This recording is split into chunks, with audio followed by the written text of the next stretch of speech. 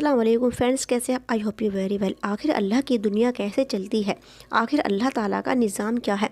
चलो करते हैं स्टार्ट इस वीडियो को। ये तो आप सभी जानते हैं, जब पृथ्वी सूरज का चक्कर लगाती है उस वक्त पृथ्वी अपनी जगह से 365 बार घूम चुकी होती है और पृथ्वी अपनी जगह पर घूमने के लिए 24 घंटे लगाती है।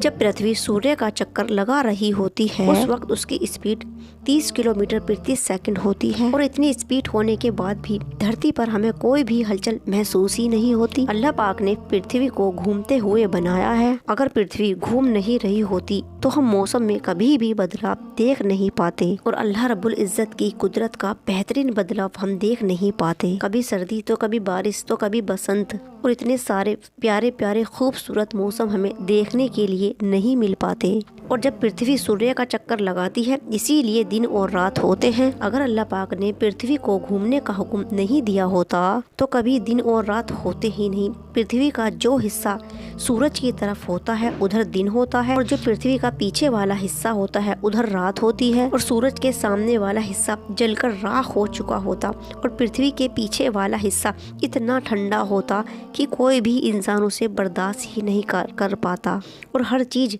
बर्फ की तरह जम गई होती। और इसी की वजह से न इंसान जी पाते, न पेड़ पौधे, न जीव जंतु जिंदा रह पाते। इसीलिए शुक्र करो हर वक्त उस रब का जिसने पृथ्वी को घूमता हुआ बनाया है। अल्लाह पाक ने पृथ्वी को सूरज से इतनी दूरी पर रखा है। अगर ये दूरी ना होती तो नाकाबिले बर्दाश्त गर्मी होती और ना हम सर्दी को झेल पाते। मानो अगर सूरज पृथ्वी के पास होता तो हमारा क्या बनता। सूरज हमारी पृथ्वी से 900 गुना बड़ा है जबकि चांद हमारी पृथ्वी से 400 गुना बड़ा है। लेकिन अल्लाह पाक ने दुनिया को बनाते वक्त चांद और सूरज को ऐसी जगह सेट किया हुआ है कि दोनों एक ही आसमान में नजर आते हैं लेकिन कभी मिल नहीं पाते। पृथ्वी सूरज का चक्कर लगाती है और चांद पृथ्वी का चक्कर लगाता है और फिर भी तीनों आपस में कभी मिल नहीं पाते। और यही अल्लाह पाक की कुदरत का बेहतरीन निज़ाम है जो सिर्फ अल्लाह ही चलाते हैं। अल्लाह पाक ने पृथ्वी में एक ऐसा बल रखा है जो इंसान को पृथ्वी पर ठहराए रखता है और उसी बल की वजह से इंसान धरती पर चल फिर सकता है। अगर ये बल खुदा ने नहीं लगाया होता तो हम हवा में उड़ रहे होते, ना ही कुछ दिखाई दे रहा होता, ना ही कुछ सुनाई दे रहा होता और हर चीज का जीना मुश्किल हो जाता। सोचो अगर पृथ्वी पर ऑक्सीजन नहीं होता तो कोई भी इंसान, पेड़ पौधे, जानवर कैसे जी पाते, कैसे सूरज की गर्मी को बर्दाश्त कर पाते। और सूरज की गर्मी से सब कुछ जल गया होता, पिघल गया होता।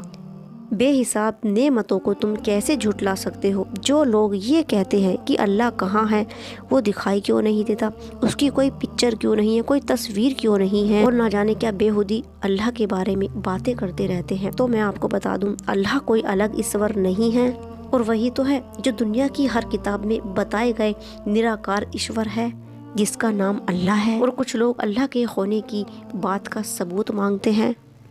तो मैं आपको सबसे पहले बता दूं, वो कुरान करीम है और कुरान करीम में अल्लाह ताला कहते हैं कि अगर आपको कुरान पर भी यकीन नहीं है तो कुरान की जैसी एक कोई आयत बनाकर लेकर आएं। और अगर आप नहीं लेकर आ पाते हैं तो आप ये मान लीजिए कि कुरान करीम अल्लाह पाक ने खुद बनाया है और इस धरती पर भेजा है। और आज 1400 साल हो चुके हैं, बीत चुके हैं, लेकिन कोई भी कुरान की एक आयत नहीं ला सका। और अल्लाह पाक ने कुरान करीम को एक ऐसी पाक हस्ती पर उतारा जो ना पढ़े लिखे थे और ना ही पैसे वाले थे। और जिन बातों को आज साइंस बता रहा है, प्रूफ करके दिखा रहा है, वो बातें आज से 1400 साल पहले कुरान करीम में लिख चुकी हैं।